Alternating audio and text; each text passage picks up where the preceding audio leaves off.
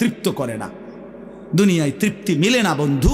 এটা তৃপ্তের জায়গা নয়, এটা তৃপ্ত হওয়ার জায়গা নয় বন্ধু। আল্লাহ তাআলা কোরআনে ওয়াদা দিছে, বান্দা জান্নাতে আইসো, তোমার আমি তৃপ্ত করে দেব, সুখে ভরে দেব। মা তাশতাহি আনফুসুকুম, যা দিল চাইবে বান্দা আমি সব দেব। তোমার চাওয়া শেষ হইলে ওয়ালাদাইনা মাজিদ, আমার কাছে আরো অগণিত আছে কোটি কোটি নিয়ামত, যেগুলো তুমি নামও জানো না, চিনেও না বান্দা। তুমি চাও নাই, আমি আল্লাহ নিজের থেকে আরো কোটি কোটি দেব। তুমি আইসো বান্দা, তুমি জান্নাতে আসো, তুমি সবর করো, অপেক্ষা করো। আল্লাহ আমাকেও বুঝার তৌফিক দান করেন, সবাইকে বুঝার তৌফিক দান করেন। আপনাদের এই মাহফিল আমি শুরু থেকেই বললাম কষ্টের আয়োজন। কষ্ট করে ভাবেন, নিজের ফিকির করেন, নিজের ভালো নিজের কল্যাণ ভাবতে শিখেন। আমি যে আয়াতগুলো পড়ছি এবার তর্জমা শোনেন, তাইলে আমার কথা শেষ। আয়াতগুলো মূল বক্তব্য হইল আল্লাহ তাআলা বলছেন এই পৃথিবী একদিন শেষ হবে, হাসরের মাঠ কায়েম হবে, মানুষগুলোর দুইটা অবস্থা হবে, কিছু আমার প্রিয় বান্দা হবে, কিছু নাফরমান বান্দা হবে।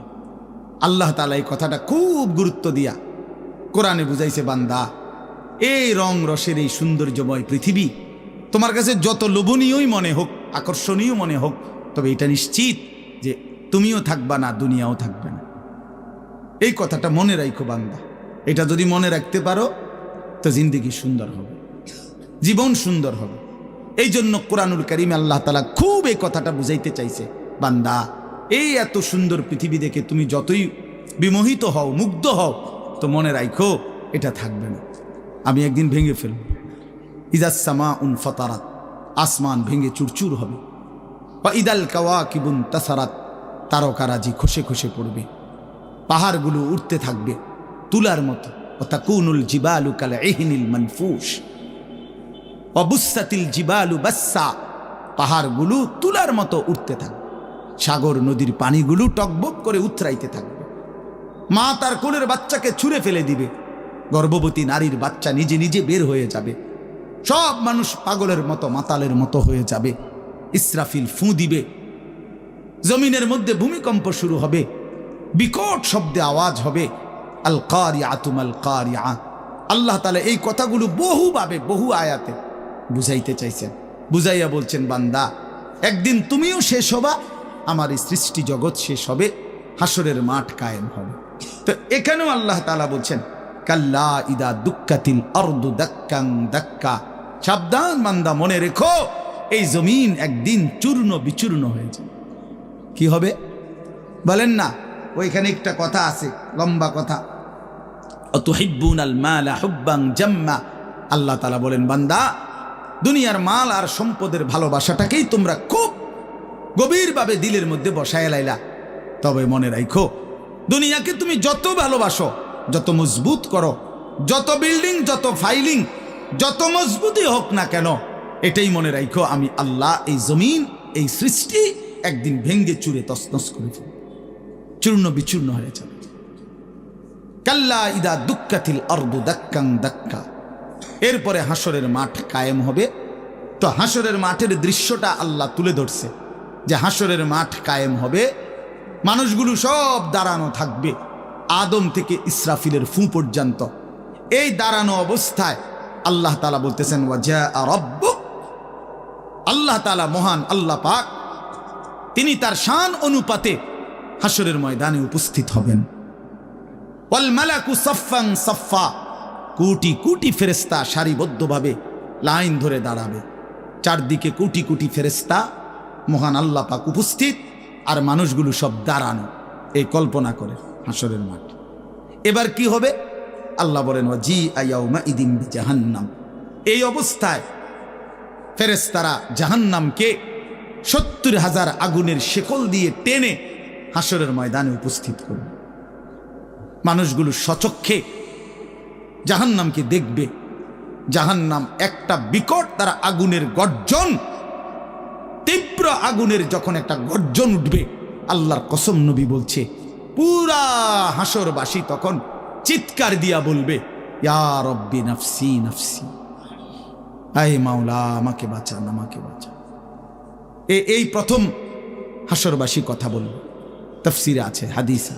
মানে প্রথম চুপচাপ দাঁড়ায় থাকবে, কিন্তু জাহান্নামকে যখন দেখবে, জাহান্নামের চিৎকার যখন শুনবে, তখন পুরা হাসরের ময়দানে চিৎকার উঠবে, ইয়া রব্বি নাফসি নাফসি, আল্লাহ আমাকে বাঁচা।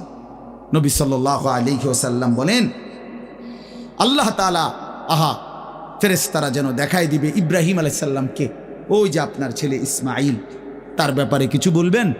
ইব্রাহিম আলাইহিস সালাম বলবেন, ইয়া রব্বি নাফসি নাফসি, এই মাওলা আমাকে বাঁচান, আমাকে। ওর বিষয়টাও দেখো।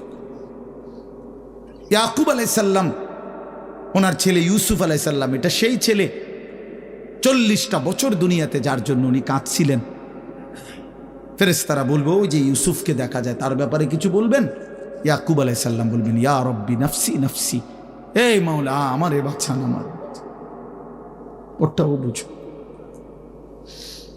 অজি আয়াউমা ইদিন বিজাহান্নাম, জাহান্নামকে হাসরের ময়দানে আনা হবে বন্ধু। বিষয়টারে তুমি আমি খামখেয়ালি মনে করো না বাপ। হাদিসের মধ্যে আছে, হযরত ইরবাজ ইবনে সারিয়া, রাসূলুল্লাহ সাল্লাল্লাহু আলাইহি ওয়াসাল্লামের একজন সাহাবী, ইরবাজ ওনার নাম। উনি বর্ণনা করছেন যে একদিন রাসূলুল্লাহ সাল্লাল্লাহু আলাইহি সাল্লাম আমাদের মাঝে ওয়াজ করলেন। ওয়াজানা রাসূলুল্লাহ সাল্লাল্লাহু আলাইহি ওয়াসাল্লাম।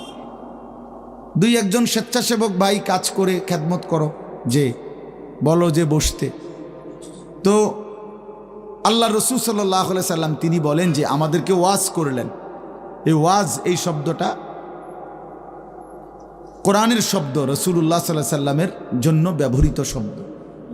ওয়াজ ওয়াজ এটাই সুন্দর। প্রোগ্রাম, এই আজকেও একজন আমারে একটু হুজুর এখন কোথায় প্রোগ্রাম? না, কোথাও না।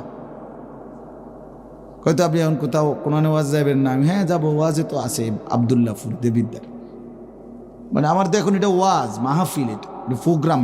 প্রোগ্রাম কি তা আবার? প্রোগ্রাম আর ওয়াজ সমার্থবোধক শব্দ নয়। ওয়াজের ইংরেজি না প্রোগ্রাম, ওয়াজ ওয়াজি, এটাই। তার মানে প্রোগ্রাম তো যে কোনো অনুষ্ঠানকে বলে, খানা দানা, যে কোনো আড্ডা, এটাও তো একটা প্রোগ্রাম। কিন্তু রাসূলুল্লাহ সাল্লাল্লাহু আলাইহি সাল্লামের সাহাবীরা ব্যবহার করছেন যে নবীজি আমাদের মাঝে ওয়াজ করলেন। আপনার কাছে এটা পুরান পুরান মনে হইল, এটা হাদিসের শব্দ। ইয়াইজুকুম লাআল্লাকুম তাযাক্কারুন, এই যে কোরআন শরীফ আছে, আল্লাহ বলেন আমি ওয়াজ করতেছি তোমাদেরকে যেন তোমরা আমি আল্লাহর ওয়াজ থেকে উপদেশ গ্রহণ করতে পারো। ইয়াইজুকুম, যে কোনো আলেমকে জিজ্ঞাসা করে, ইন্নাল্লাহা ইয়া'মুরু বিল আদলি ওয়াল ইহসান ওয়া ইতাই দিল কুরবা ওয়া ইয়ানহা আনিল ফাহশাই ওয়াল মুনকারি ওয়াল বাগি ইয়াইজুকুম লাআল্লাকুম তাযাক্কারুন। এজন্য ওয়াজ, এই শব্দটা কোরআনের শব্দ, এটা রাসূলুল্লাহ সাল্লাল্লাহু আলাইহি সাল্লামের শব্দ। তাহলে এর চাইতে দামি হয়ে গেল প্রোগ্রাম? কথা বলেন না। যাই হোক, তো বলতেছিলাম আল্লাহ নবী সাল্লাল্লাহু আলাইহি ওয়াসাল্লাম তিনি বললেন, ওয়াজ করলেন, সাহাবী বলতেছেন। তো এটা আমাদের অবস্থা কি হলো, শ্রোতাদের হালাত কি হলো? নবী সাল্লাল্লাহু আলাইহি ওয়াসাল্লামের সাহাবী বলেন শ্রোতাদের অবস্থা হলো দুইটা।